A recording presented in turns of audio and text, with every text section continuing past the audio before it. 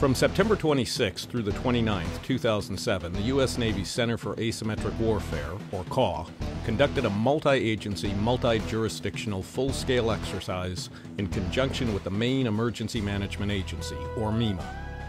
The event significantly expanded a pending Waldo County Emergency Management Agency exercise and hence was called the East Coast Initiative Waldo Responder Exercise for 2007, or simply ECI07.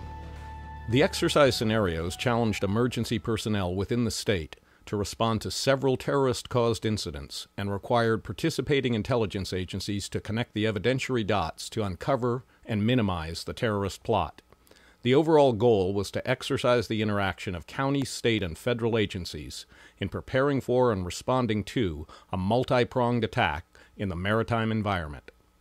ECI07 took place at over a dozen different venues in coastal Waldo and Hancock counties.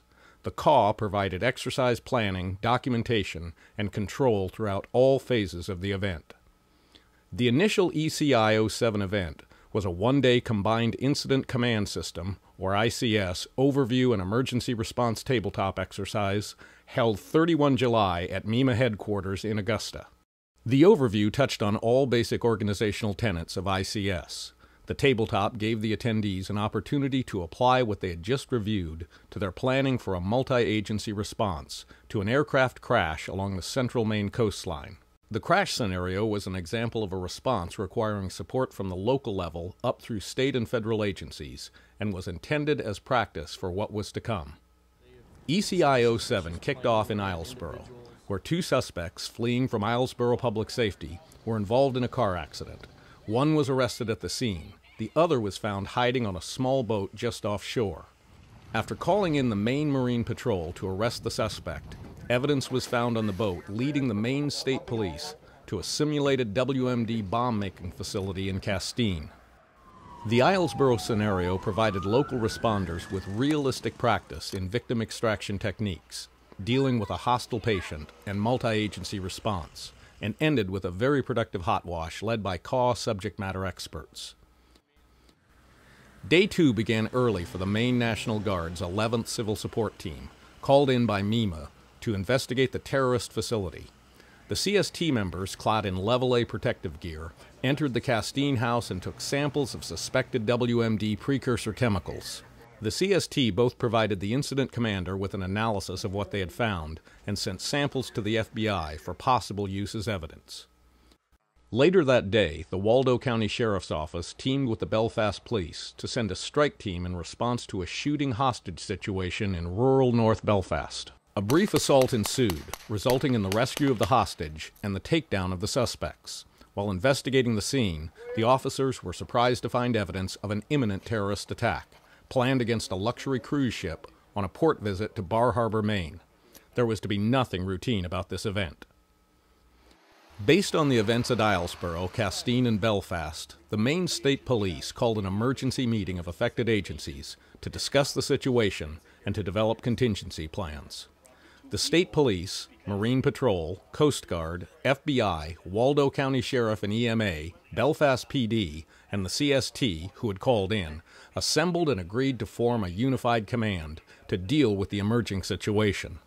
They asked the EMA to set up a unified command post for the next day and requested several additional supporting agencies to send representatives. The third exercise day opened with the responding agencies forming a unified command structure in accordance with the ICS at the Belfast Boathouse. As the unified commanders were being briefed, they were told of the hijacking of a simulated cruise ship, the motor vessel State of Maine, docked at the Maine Maritime Academy in Castine. The Maine Maritime Security Team was directed to conduct a tactical boarding of the ship, which resulted in the defeat of an onboard Red Force simulating terrorists and the rescue of several hostages. A terrorist boat sent to disrupt the boarding was held off and seized by the Marine Patrol in a duel of high-powered inflatable-hulled boats.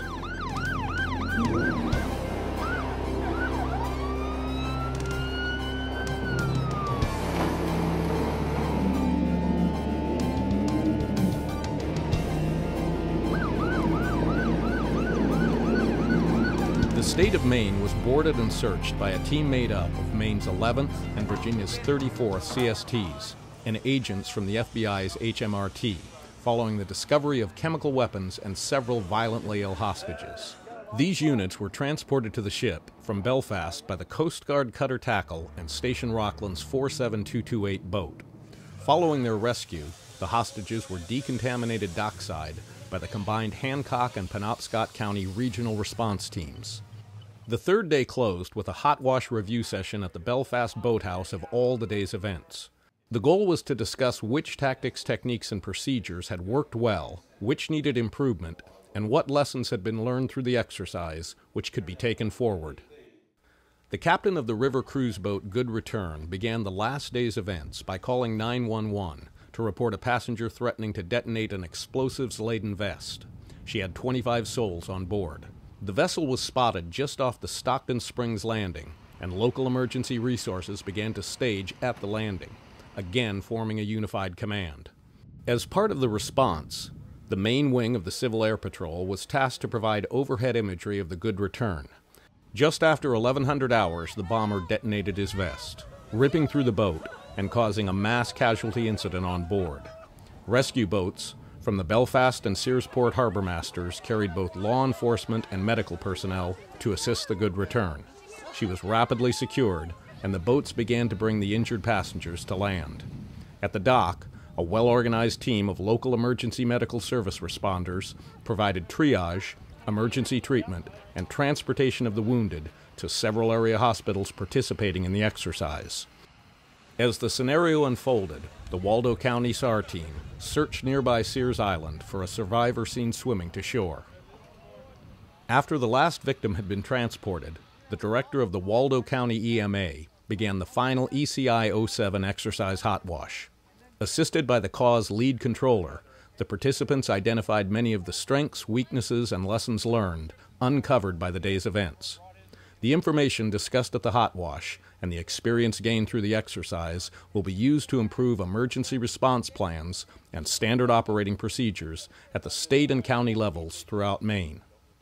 Exercises such as ECI07 have proven critically necessary to build and strengthen interagency partnerships and capabilities in support of national homeland security goals.